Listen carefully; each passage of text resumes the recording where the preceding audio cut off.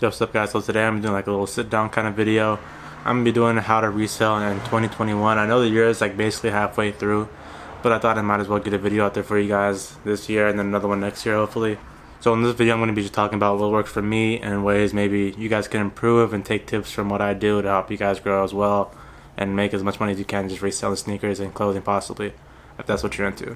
So I'll be breaking down the steps and just like my daily process of how I buy shoes, sell shoes, trade shoes, whatever it is I'm doing, looking for clothing, shoes, accessories, whatever it is. I'll let you guys know like what I do, where I get them from, and whatever. So let's get into it. So my personal main platform that I buy and sell on is Instagram. Of course, you guys are following me already. JB Souls down in the description, of course. I buy a lot of shoes off there for the most part. I sell most of my shoes on there for the most part. That's probably like my most consistent source, I guess, of buying and selling. I'm able to get a lot more deals when I buy in bulk. That's kind of just how it works, regardless of Instagram, Facebook groups, or whatever. That's just how I work the most way, is just through Instagram DM. So if you're looking to sell shoes to me, DM me. I'm always buying, always selling, of course. I have all my available pairs on my highlights, so I don't clutter my feed with just pictures. I have 2 pictures on there. One is a referral, and then another one is like a story sale when I had a couple pairs from an event. So I try to not keep my space cluttered. I do recommend that for you guys. I think story sales and just posting pairs on your story is a little bit better than posting them on, an actual post. Well, one, because it's just easier for buyers to swipe up saying, oh, like, I'm interested in this, let me buy it. Then, going to the picture, commenting, and then DMing you and you have to check. It's just a lot easier that way.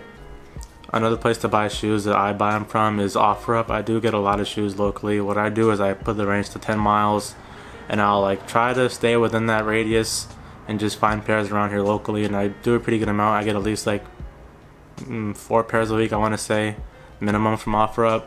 Sometimes I get more. Like recently I just grabbed some white cement forests. They're pretty clean, no box, size 8.5. A little bit of star loss and they're kind of dirty. I got them for $70. I just sold them today for I think it was $210. So after that it was $200 after shipping. So it was like a quick 120 just from driving like 20 minutes down, 20 minutes back up. So it's pretty easy sometimes. Just sort that. I would say 10-mile radius is ideal. I mean, if you want to drive more, if you can drive more, of course, by all means, you'll be able to find more steals. Personally, I just don't think the drive is worth it, in my opinion. But if that's what you're into, I mean, of course. And what I do is I go in the search bar, look up either Jordan, Yeezy, or Dunk, or all 3 of them, and then like it'll show those ones for the most part. And those are the shoes I've moved the easiest for me. So if you're looking for something else like Off-White or Condors or whatever it is, just search that and then it'll list some down below. You can find those and they'll always be there. Another place I heard of that a lot of people buy shoes from, especially in bulk, is Facebook groups. I personally haven't used Facebook groups, but I have heard they work pretty well, and then especially if you're buying bulk and if you're selling bulk, it's a great place to do both of those. But I haven't done really either. Might get into that kind of soon, but as of now I'm not doing that. And then you have some of the online places like Grailed, Goat Used, and Depop. Depop's probably the most sketchy of the 3. Grailed is borderline. They do have a new like authenticity guarantee type thing going on where like they have an authenticated look at the shoe beforehand, but it's still kind of like iffy. So Grailed, they sometimes have steals on sneakers. Most times it's kind of just clothing, Supreme, whatever. You can also buy Supreme on there for the low and sell on Instagram, which works pretty well as well. But you can get some sneakers on there, buy them for the low, maybe talk to them. You can always throw offers. They do have binding offers now, so if they accept it, you pay immediately. So I do find that pretty useful as well. Depop is kind of sketchy. There are a ton of fakes on Depop, as well as OfferUp, I should have mentioned earlier. OfferUp is literally full with fakes, and even if they don't mention them as UAs, which a lot of them do, just make sure you're double checking and legit checking, and make sure you know what you're looking for in real shoes, because they try to pass fakes as real all the time. I just got scammed not too long ago for like $600, and it was my fault. I should have checked them more. But it happens. So try to avoid that at all costs by really researching the shoes you're picking up, looking into what could be wrong, what could be right, and just make sure you're triple checking everything. And sometimes they do have some pretty good used pairs on GOAT that are pretty clean and that go for like a little bit less than market is right now. So that's also a really good place to buy shoes. And when it comes to buying shoes, especially new ones, try to aim for a payout. If you can get them for below payout, by all means, of course. But most part, people are going to pay a little bit over payout, and they're going to want a little bit over payout at least. So if you can do that, pay payout or close to it for newer pairs, especially hype pairs, like an expensive pair like a Travis Scott one. If you can get them for payout, that's a steal. Those are going to fly quick. So I would definitely spring for those. And used pairs, like look for maybe not B pairs. V and DS pairs are a little bit higher. So I would kind of stay away from those if you can. If you can get them for the right price, of course, get them. But dirty apparels, like I said, was what I submit for. If you can get something a little bit dirty, you can clean them up, wipe them down on the bottoms with acetone. Is what I do for the most part. Acetone or nail polish remover works the best for what I've experienced.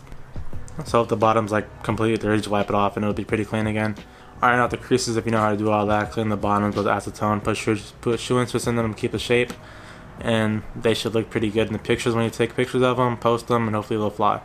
And another great place to buy are sneaker events. If you saw my last video or the video before that, I'm not really sure which one's going to first. I went to Kobe's, I cashed out, spent like $5,000, got a pretty good amount of pairs. Sneaker events are a really great place, especially if you're just getting started. You can grab some steals. You're there locally, you're able to negotiate with people face to face, and it's a lot easier to get deals, especially when you're buying bulk off someone's table. You can definitely get some steals from there. And they have smaller ones going on, like in California, there's Dunk Exchange, there's Soul Natives, there's some other small ones that people put together. And then just, like I said, Kobe's is one of the bigger ones that I go to. That's kind of close, but not too far. And when it comes to selling, like I said, personally, I post most of my pairs on my Instagram. And if you're not following me already, if you can follow me, that'd be great. I'm trying to get to 2,000 subscribers pretty soon, hopefully by the end of this year. So hopefully we'll be there. But I sell most of my shoes on the highlights, like I mentioned. And I also see a lot of other Instagram resellers doing something similar to that, posting the shoes in their stories, leaving them there, and hopefully people slide up and saying they're interested. I also post my shoes on OfferUp because locally it's pretty easy. They can come to me for the most part. I just put that in the description. If they're new, I put like DS, the size, and then me in my city. So it's the most convenient for me, so they can just come here. I can get either cash or whatever app they send it on, and it's just easy, no shipping. Those are the best two in my opinion that I've ever sold on, and I would like push towards selling on, because I think those are the easiest ones. They move the fastest, you get the most out of them. As well as eBay, especially for older Jordans. Yeezys as well, maybe, because I just sold a pair of Oreo Yeezys on eBay. I sold them for $430, I got them for $300 like 2 days before that. Posted them up there just because I want to see how they would do, and they sold pretty fast. So eBay is another great place, especially for older shoes, if you're looking to get top dollar for those. And those are platforms I personally, would push for, as I don't really use anything else. But to grow your Instagram, I would suggest try to post, consistently. Post pretty good deals. Don't tax too much on new pairs, like 50 over market, like a lot of people are doing on Thunders. They're charging like 300 something on Thunders, which is ridiculous. So try not to post over market. Post reasonable deals. Build connection with other resellers in your community, especially locally if you can. Bigger resellers, if you're able to talk to them, do it. Try to build your connections. Business cards are important. I just got mine made. So I grabbed 500 business cards. They were $10 to design on Fiverr. And then to print out, I got 500 of them for, it was $40 with the rounded corners and a little glossy finish. So you don't have to do that. If you want to go the cheaper route, you can always go. It's just not rounded. You can get 500 of them for like, I think 20 bucks. I just wanted the glossy finish and the rounded corners. So it's not very expensive to get them. So total, I spent like 50 bucks on those 500 cards, and then I can use the same design to get more in the future. So that's another great way to network, especially if you're meeting someone. Just hand them a business card. If you're selling shoes, put it in the box. Buying shoes, hand them one, It's always great to put your name out there if you can, because building connections is really key in the sneaker community, especially when you're reselling. And another great way to really keep those connections is when you're selling shoes, like make sure the packaging is pretty well, so the box doesn't get damaged, and make sure you're shipping relatively fast, maybe same day or next day, which I try to do to my best. Another thing that is pretty important when reselling is to start an actual legitimate business. I just opened mine somewhat recently. I started it around 4 months ago. To get the LLC, it was around $400, but for tax reasons, you should definitely get one, especially if you're selling, at a pretty constant rate and you're making a good amount of money, because you don't want the IRS to come in and just take everything from you. So try doing that. Open a business banking account. It's pretty important to keep track of your taxes and all that. I opened a Chase business account. You don't have to pay to open it. You do have to pay annually after the first year, I believe. But you have to have at least 50 bucks in there at all time, or you get charged or something like that. But it's not, it's not an expensive thing to do. The LLC is probably the most expensive part. It's around like $300-ish to get an LLC.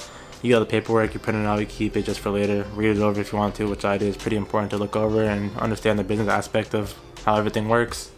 And the business debit card is also pretty important, like I said, to keep track of your taxes. So I would personally, what I do is I get all my money that I make from reselling, put it into that bank account, and I keep my personal, money separate from that, just so when I do file taxes, it'd be a lot easier for me to differentiate what's what on my taxes. And that's also, a very important part that not a lot of people talk about when it comes to this. So I would definitely look into that and, recommend doing that. That's gonna go ahead and conclude this video. Hope you guys did find it useful. If you have any other questions, DM me. I'll be happy to answer. I'm always looking forward to helping other resellers grow and get to where they want to. So like I said, I hope you guys did enjoy this. See you guys in the next one.